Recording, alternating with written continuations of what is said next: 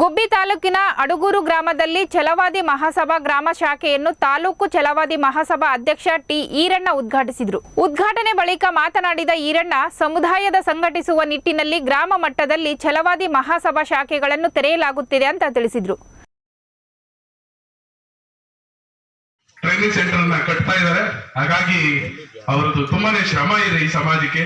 ಹಾಗಾಗಿ ತಮ್ಮ ಮಕ್ಕಳನ್ನ ಯಾವುದೇ ಕಾರಣಕ್ಕೂ ಡೊನೇಷನ್ AS ಮಾಡಿಸ್ಬೋದು ಅಂತಂದ್ರೆ ನಮ್ಮ ಸಮಾಜದ ನಮ್ಮ ಈ ಛಲವಾದಿ ಮಹಾಸಭಾದ ಸಂಸ್ಥಾಪಕರಾದಂತ ಶಿವರಾಮ್ ಸಾಹೇಬರು ಮಾಡಿರ್ತಕ್ಕಂಥ ಇದಕ್ಕೆ ನಾವೆಲ್ಲ ಚುನಾವಣೆ ಆಗಿರ್ಬೇಕು.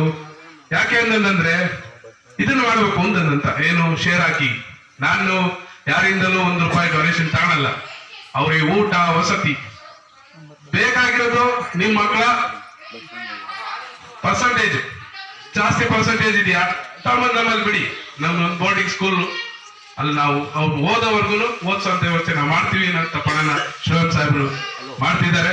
ಹಾಗಾಗಿ ನಾವೆಲ್ಲ ಮುಂದಿನ ದಿನಗಳಲ್ಲಿ ಪದಾಧಿಕಾರಿಗಳು ಸಹಿತ ಗ್ರಾಮಸ್ಥರು ಕೂಡ ಸಹಿತ ಒಂದು ಶೇರ್ ಹಾಕುವಂತ ವ್ಯವಸ್ಥೆನ 2000 ಚಿಲ್ಲರೆಯನ್ನು ಶೇರ್ ಇದೆ.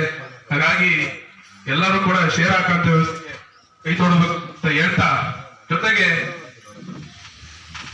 ಇನ್ನು ಛಲವಾದಿ ಮಹಾಸಭಾ ಗೌರವ ಅಧ್ಯಕ್ಷ ಲೋಕೇಶ್ ಮಾತನಾಡಿ, ಛಲವಾದಿ ಮಹಾಸಭಾ ರಾಜ್ಯಾಧ್ಯಕ್ಷ ಕೆ ಶಿವರಾಮ್ ಸಮುದಾಯವನ್ನು ಅಭಿವೃದ್ಧಿಯುತ್ತ ಕರೆದೊಯ್ಯಲು ಶ್ರಮ ಹಾಕಿ ಕೆಲಸ ಮಾಡುತ್ತಿದ್ದಾರೆ ಅಂತ ಹೇಳಿದರು. ಇದೇ ವೇಳೆ ಮಾತನಾಡಿದ ಅಡಗೂರು ಛಲವಾದಿ ಮಹಾಸಭಾ ಗ್ರಾಮ ಘಟಕದ ಗೌರವಾಧ್ಯಕ್ಷರಾಗಿ ಜಯಣ್ಣ, ಅಧ್ಯಕ್ಷರಾಗಿ ನರಸಿಂಹಮೂರ್ತಿ, ಉಪಾಧ್ಯಕ್ಷರಾಗಿ ಸುಶೀಲಮ್ಮ, ಪ್ರಧಾನ ಕಾರ್ಯದರ್ಶಿಯಾಗಿ ಗಿರೀಶ್, ಸಹ ಕಾರ್ಯದರ್ಶಿಯಾಗಿ ಬಸವರಾಜು ಸೇರಿದಂತೆ 20 ಸದಸ್ಯರನ್ನು ಆಯ್ಕೆ ಮಾಡಲಾಗಿದೆ ಎಂದು ತಿಳಿಸಿದರು.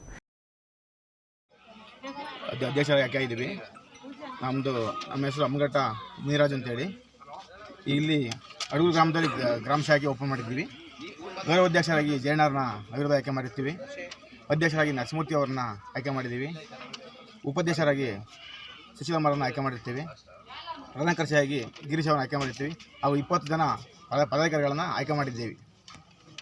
ಈ ಸಂದರ್ಭದಲ್ಲಿ ಕಸಬಾ ಹೋಬಳಿಯ ಅಧ್ಯಕ್ಷ ಮುನಿರಾಜು, ತಾಲೂಕು ಛಲವಾದಿ ಮಹಾಸಭಾದ ಯುವ ಘಟಕದ ಅಧ್ಯಕ್ಷ ಮಧು, ಗೌರವ ಅಧ್ಯಕ್ಷ ಸಚಿನ್ ಸೇರಿ ಹಲವರು ಹಾಜರಿದ್ದರು.